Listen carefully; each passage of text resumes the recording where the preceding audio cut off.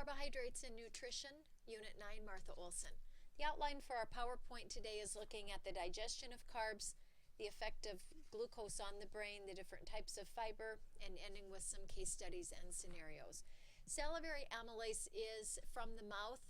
We know that if you put a cracker in your mouth and let it sit there, the salivary amylase will start breaking down and digesting that cracker in your mouth. It picks up again then in the small intestine where the pancreatic amylase will break down the majority of the carbohydrates consumed in that meal. The microvilli pick up those carbohydrates and move them then into the lymphatic and blood circulation where they're transported to the places they're needed or to the liver to be stored.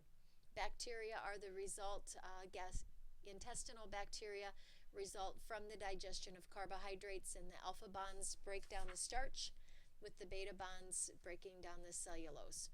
Your brain is very dependent on a constant source of glucose. Fat for energy if the glucose is not available, but as I said before, the body prefers glucose, and our carbohydrates should be about 45 to 65% of our diet every day because our body needs that constant source of glucose to keep our blood sugar happy, to keep our brain happy. The storage of glucose, a small percentage, 1/3 is in the liver, 2/3 is in the muscles. We have the storage in the liver for the middle of the night when you haven't eaten anything for 10 or 12 hours and your blood sugar is dropping. As the blood passes through the liver, it can pick up some sugar then to be transported out to the vital organs that need that. The muscles store about 2/3 of the glucose, and we know that from runners, long-distance runners that will have a carb-rich diet the night or so before a long race in order to increase the amount of glucose that's available during that long run. Insulin brings the glucose or the blood sugar down, and glucagon brings the blood sugar up. Those are both hormones that are made in the pancreas. The body is protein sparing, meaning it saves protein for the things that it really needs. Carbohydrates, proteins, and fats are listed here, and we know that the body prefers the source of carbohydrate for the glucose. If that is not available, the body will pull the fats in order to give it energy, and we save the protein because it has very specific jobs of tissue healing, growth, repair of tissue, and so that protein is the very last thing that is used for energy simply because it has very specific jobs within the body. As we look at the different types of fiber, we know that the body needs fiber in order for GI health. It provides no calories, but what fiber does is help bulk that elimination through the GI system. And working with many elderly or people that have problems with constipation, we know that fiber becomes a very important part of the diet. When we look at the positive effects of fiber, we know that it helps with lowering or maintaining stabilization of that blood sugar. As far as preventing obesity, it makes you feel full. If you would eat something that has more fiber, you will eat less food because you fill up faster. Fiber also grabs some of that cholesterol and helps eliminate it from the body, and so we see lower heart disease as a result of people that eat fiber. If you would open your cupboard and find a box of Cheerios in there, it promotes heart healthy, and the reason is because it's got oat fiber that helps lower your cholesterol level. So there are many positive effects of consuming fiber in the diet. A person needs 28 grams of fiber every day, and most Americans do not get that much fiber. If you would go into the My Pyramid site, put in all the foods you ate yesterday, it would tell you how much fiber was in your diet, and that's a really good way to track and see how you're doing with that. Fiber is also found in the skin of your fruits. So if you eat an apple with the skin, you're getting a good source of fiber in your diet. Negative effects are listed here, and a couple of the things that we think about with the negative effects are the 2-year-old that fills up, and they need calories because they're growing, but they eat too much fiber and they don't get enough calories because they are getting too full.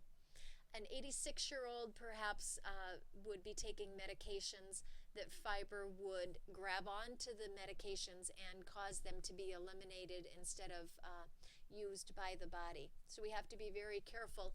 The timing of fiber, if a person would get up and take their medication and then sit down and eat a very large bowl of Raisin Bran cereal, you could have negative effects for that patient on the absorption of the medications. And for a 40-year-old, it might be wise for them to add some fiber to the diet, but word to the wise to do it slowly and let your body adjust. 40-year-old comes in and wants some diet teaching. You talk about your cholesterol's high, you're a little overweight, fiber would really help you with lifestyle changes. They go home and start eating a whole lot of fiber and they don't add any water to their diet.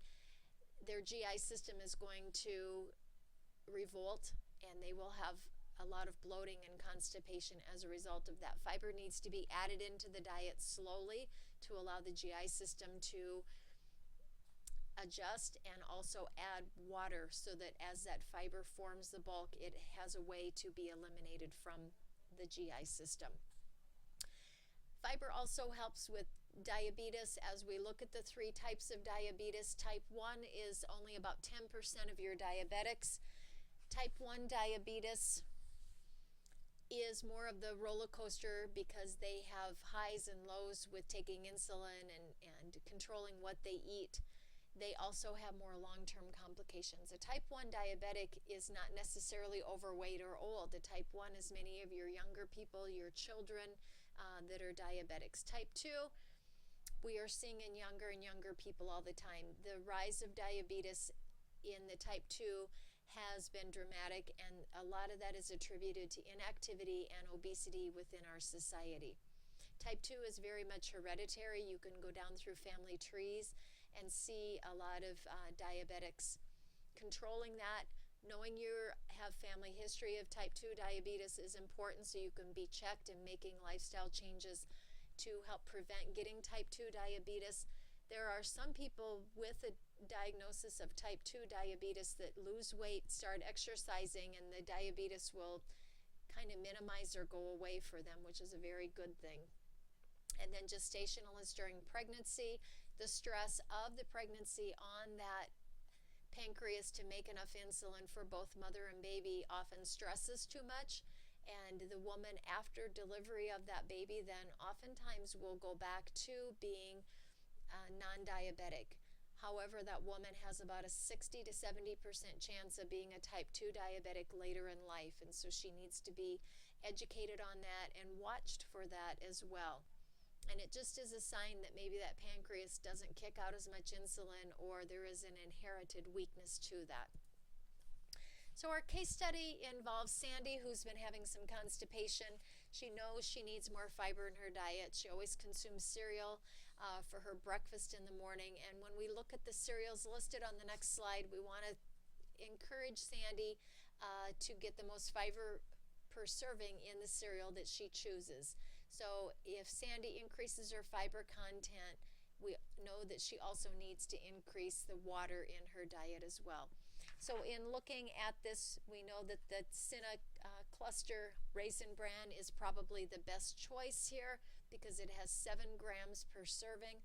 And if we need 28 grams total in a day, it is about 1/4 of what is needed for the entire day for fiber. So just one serving of cereal can increase the chances that Sandy will have better fiber in her diet.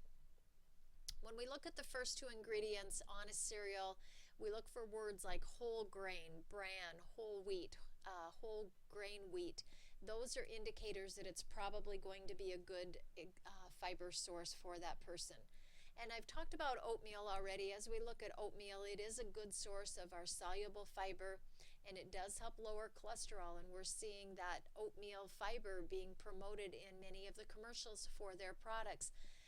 Raisin Bran is a source of insoluble fiber that gives bulk to stools and helps regulate that GI system. And our last slide for the day then is looking at some cereals are higher in fiber, but all cereals tend to be fairly nutrient dense because the government tells us that we have to enrich or add into all cereals thiamine, riboflavin, niacin, iron, and then folic acid. And that's because cereal tends to be a mainstay in the American diet, and with deficiencies seen, the government wants to promote those micronutrients in the diet of the American society. So as we look at some of the specifics with carbohydrates in the diet, this is kind of our application as to how they work and looking at the different types of fiber, different types of effects on the body as far as diabetes for them. I hope this has been helpful. Thank you.